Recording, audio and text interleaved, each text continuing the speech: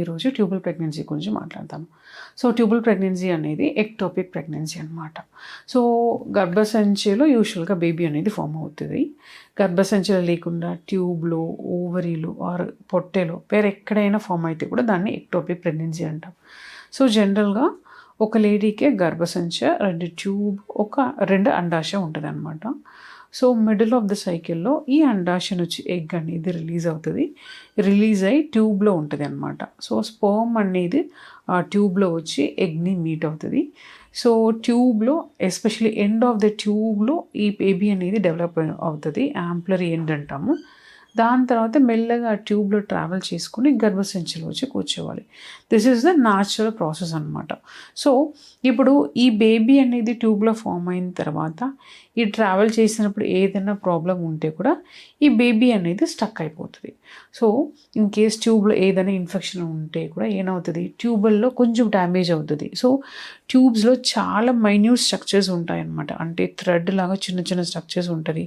And then tube ఆ structure వల్ల and then wavy moments వల్ల ఎంబ్రియోని స్లోగా పుష్ చేసి గర్భసంచికి పుష్ చేస్తుంది అనమాట. సో ఆ మైక్రోస్కోపిక్ స్ట్రక్చర్లో ఏదైనా డ్యామేజ్ అయితే కూడా ఎక్టోపిక్ ప్రెగ్నెన్సీ రావడానికి ఛాన్సెస్ ఉన్నాయి. ఎగ్ విడుదల అవ్వకపోవటం అంటే ఏంటి?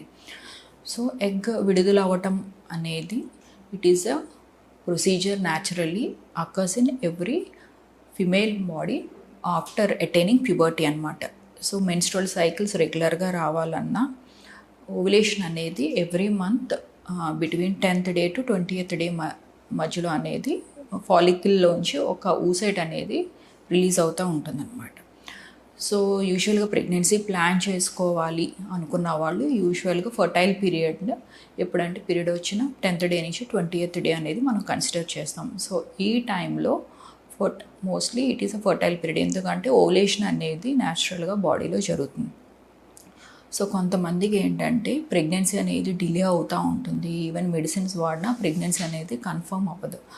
సో దానికి వన్ ఆఫ్ ద రీజన్ ఏంటంటే ఎగ్ అనేది బాడీలోంచి విడుదల అవ్వకపోవటం. సో అన్రప్చర్డ్ ఫాలికల్ అనమాట. సో వీళ్ళకి ఎగ్ అనేది కొంతమంది సైజ్ ఇంక్రీజ్ అవుతూ ఉంటుంది, ఫాలికల్ సైజ్ ఇంక్రీజ్ అవుతూ ఉంటుంది కానీ ఎగ్ అనేది విడుదల అవుతుంది, అదొక సిస్ట్ కింద ఉండిపోవటం జరుగుతుంది అనమాట.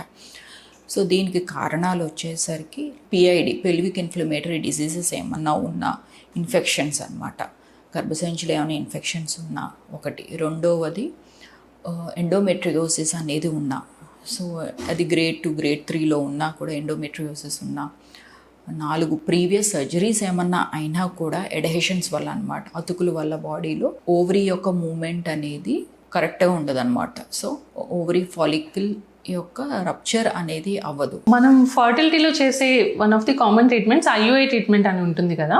సో ఈ ఐయుఐ ట్రీట్మెంట్ 2 to 3 times చేసుకున్న సక్సెస్ అవ్వట్లేదు అని అంటే మనం సజెస్ట్ చేసే నెక్స్ట్ కామన్ ట్రీట్మెంట్ ఐవీఎఫ్ అనమాట. సో చాలామంది పేషెంట్స్కి ఉండే డౌట్ ఏంటంటే ఐయుఐ 2 to 3 times చేసుకున్నారు, థర్డ్ టైం ఐయుఐ ఫెయిల్ అయ్యాక ఇప్పుడు నెక్స్ట్ ఇమీడియట్ సైకిల్లోనే ఐవీఎఫ్కి వెళ్ళొచ్చా లేదా, సో ఇలా వెళ్తే ఏదైనా ఎఫెక్ట్ ఉంటుందా, ఈ టాపిక్ గురించి ఈరోజు మాట్లాడుకుందాము.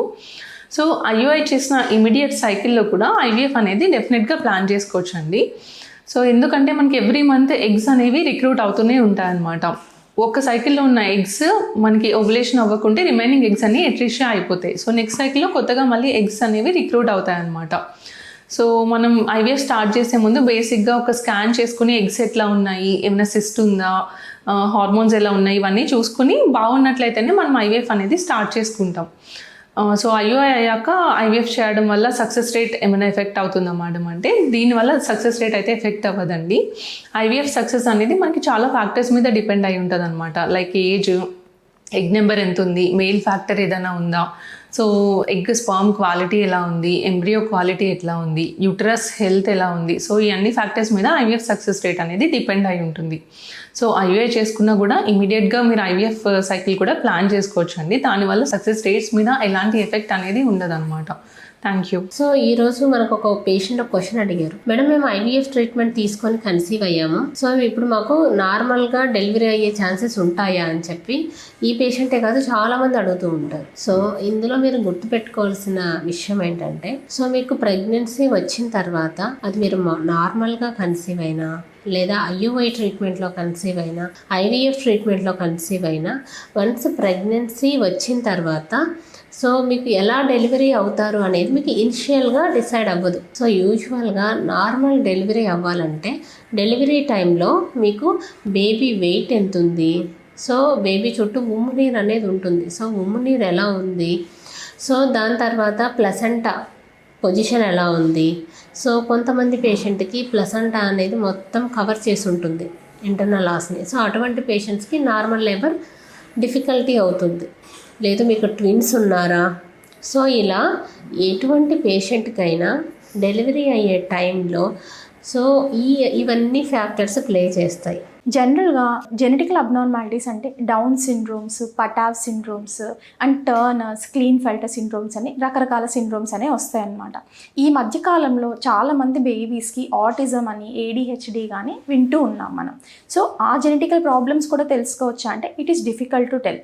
జనరల్లీ ప్రెగ్నెంట్ ఉమెన్ అనేది ఏ రకంగా ప్రెగ్నెన్సీ వచ్చినా, న్యాచురలీ కన్సీవ్ అయినా, ఐయుఐతో కన్సీవ్ అయినా, ఐవీఎఫ్తో కన్సీవ్ అయినా జెనెటికల్ అబ్నార్మాలిటీస్ని తెలుసుకోవడానికి చేసే టెస్ట్ ఏంటి అంటే 11 వారాల నుంచి 13 వారాలు 6 రోజుల మధ్యలో NT scan and double marker అనే టెస్ట్ అనేది చేయడం అనేది జరుగుతుందన్నమాట. ఈ NT scan and double marker test అనేది మెయిన్లీ స్క్రీనింగ్ టెస్ట్ ఉంటుంది.